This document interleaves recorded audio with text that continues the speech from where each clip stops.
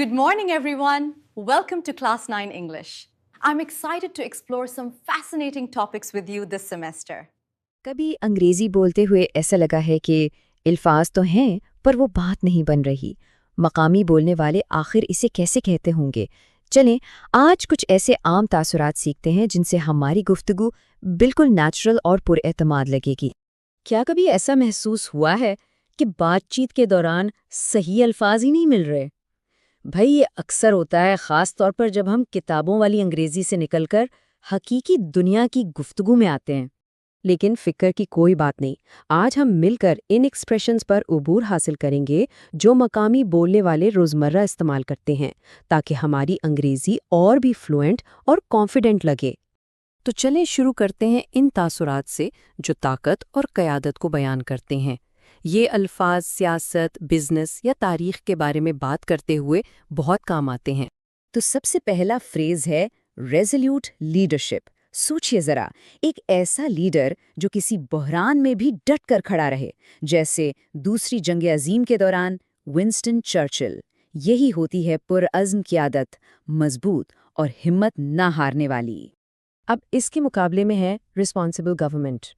یہ فریز عزم سے زیادہ ایمانداری، فرض شناسی اور لوگوں کی ضروریات کا خیال رکھنے پر زور دیتا ہے۔ تو اصل فرق یہ ہے، ریزولیوٹ لیڈرشپ کا تعلق ارادے کی مضبوطی سے ہے، جبکہ ریسپانسبل گورنمنٹ اخلاقی ذمہ داری کے بارے میں ہے۔ ایک اچھی قیادت کے لیے دونوں ہی ضروری ہیں، لیکن ان کا فوکس الگ الگ ہے۔ ذرا تصور کریں کہ ایک پرجوش لیڈر ایک بڑی ریلی میں لوگوں میں جوش بھرنے کی کوشش کر رہا ہے۔ ایسی تقریر کو ہم کہیں گے فائری اسپیچ، مطلب ایک بہت ہی جذباتی اور طاقتور تقریر۔ دیکھیں یہ جملہ کتنا جاندار ہے۔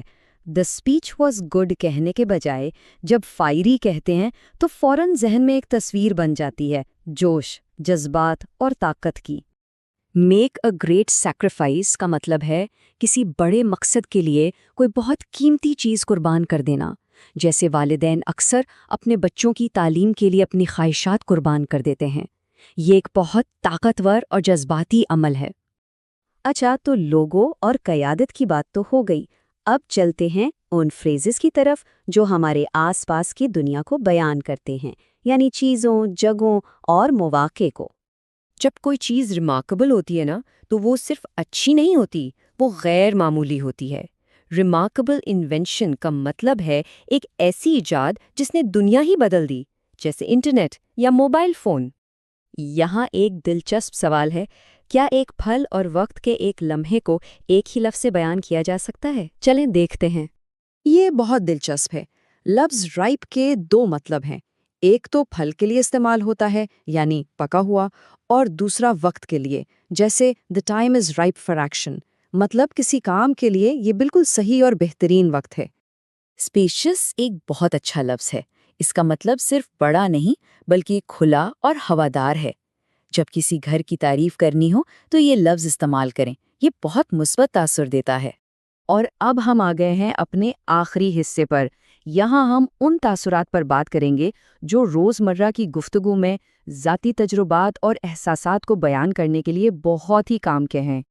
سفر فرام کا استعمال کسی بیماری یا تکلیف میں مبتلا ہونے کو بتانے کے لیے ہوتا ہے، جیسے بخار یا سر درد۔ یہ بیماری کے بارے میں بات کرنے کا ایک عام اور تھوڑا فارمل طریقہ ہے۔ اور پچھلی سلائیڈ کا مثبت پہلو ہے میک اے فل ریکوری، جس کا مطلب ہے کسی بیماری یا آپریشن کے بعد پوری طرح سے ٹھیک ہو جانا۔ یہاں لفظ فل بہت اہم ہے، یعنی 100% صحت یاب ہو جانا۔